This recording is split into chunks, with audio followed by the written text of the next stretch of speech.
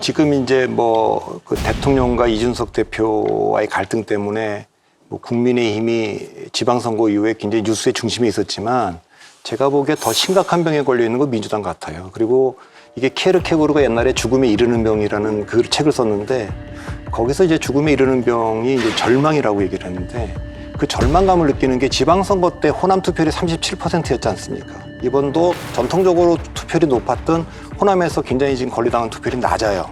그 얘기는 이거를 이재명 후보 하고 싶은 대로 마음대로 해라 라고 하는 게 어떤 이 절망감의 분노와 절망감을 표현하는 것 같은데 그러니까 팬덤이라는 표현을 쓰는데 지금 뭐 개딸들도 그렇고 뭐 저희가 강한 팬덤이라는 표현을 쓰는데 저는 일관되게 이걸 정치 훌리건이라고 얘기를 합니다. 그러니까 유럽에서도 훌리건들을 팬이라고는 안 하잖아요. 그러니까 이건 정치 훌리건들이 몰려다니면서 일종의 이게 정책 테러죠.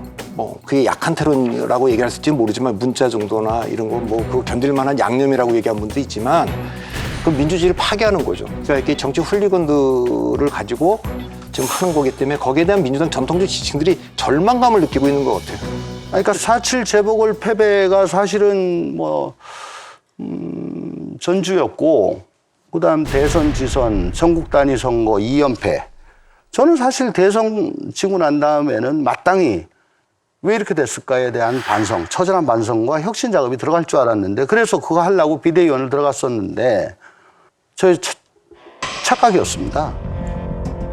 바로 지선 룰, 지선 공천으로 들어가는 바람에 뭐 그거 얘기하는 거는 이사 가는 집에서 뭐 맛있는 요리 해달라고 하는 뭐 그런 비슷한 분위기가 돼버렸어요. 반성과 혁신은 아주 물 건너가 버렸습니다. 그렇다면은 지선 지고 난 다음에는 진짜 그렇게 했어야죠. 근데 지선 지고 난 다음에도 전당대회 룰 가지고 왈가왈부하다가 또 날아가 버렸습니다. 그래서 어쩔 수 없이 국회의원 26명으로 반성과 혁신 연속 토론회라는 모임을 만들어서 지금 하고 있는데 몇 명이요? 26명입니다. 오, 꽤 되네요. 네. 그게 뭐냐? 아니 계속 지기만 하고 계속 강성 팬덤만 쫓아다니면 도대체 선거 두 번 진 거는 무슨 의미가 있죠?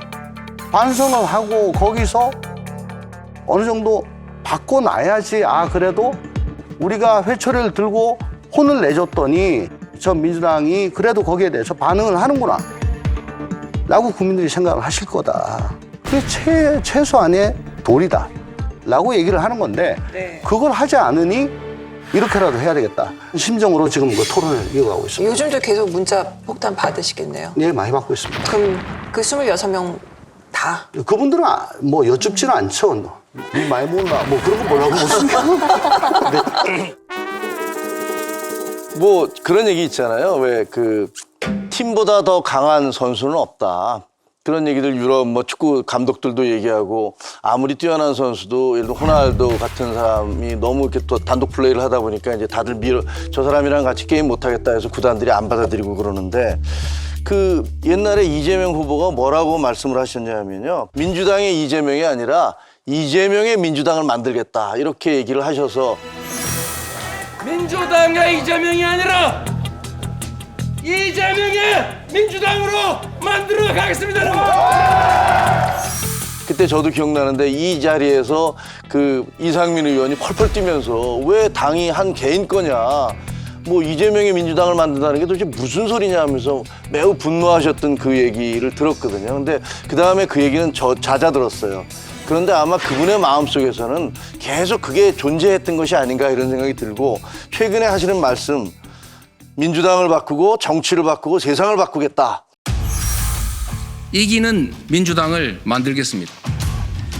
위기를 기회로 만들면서 성취해왔던 저 이재명이 시대적 과제와 국민의 눈높이에 맞춰서 민주당을 바꾸고 정치를 바꾸고 세상을 바꾸겠습니다.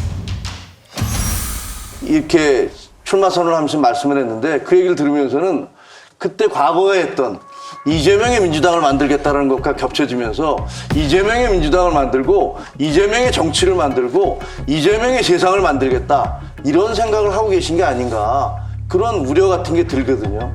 거기다가 또 지금 뭐 개딸 현상이라고 해서 권리당원 전원투표 조항을 두자라고 얘기를 하면서 이제는 어떤 대의민주주의 같은 것들이 거의 다 사라지고 중간에 어떤 의원들의 바른 소리라든가 거부 같은 것들을 무력화시킬 수 있는 그런 장치를 대놓고 만들겠다.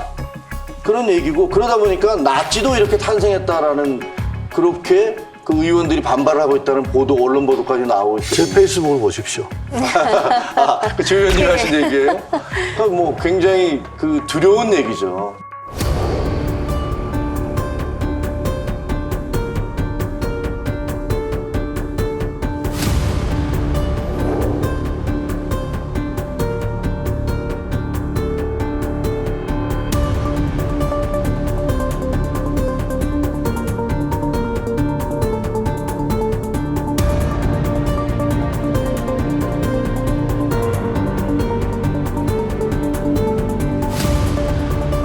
그 나치도 그 군사 쿠데타로 된 게 아니잖아요. 국민들의 투표로 집권을 하고 난 다음에 국민들을 다 한쪽으로 몰아가서 전쟁으로 이제 갔단 말이에요. 그러니까 훌리건 비슷한 이런 사람들의 지지를 받으면서 그걸로 정치를 하겠다는 것들이 얼마나 위험한가, 이런 생각을 하게 됩니다.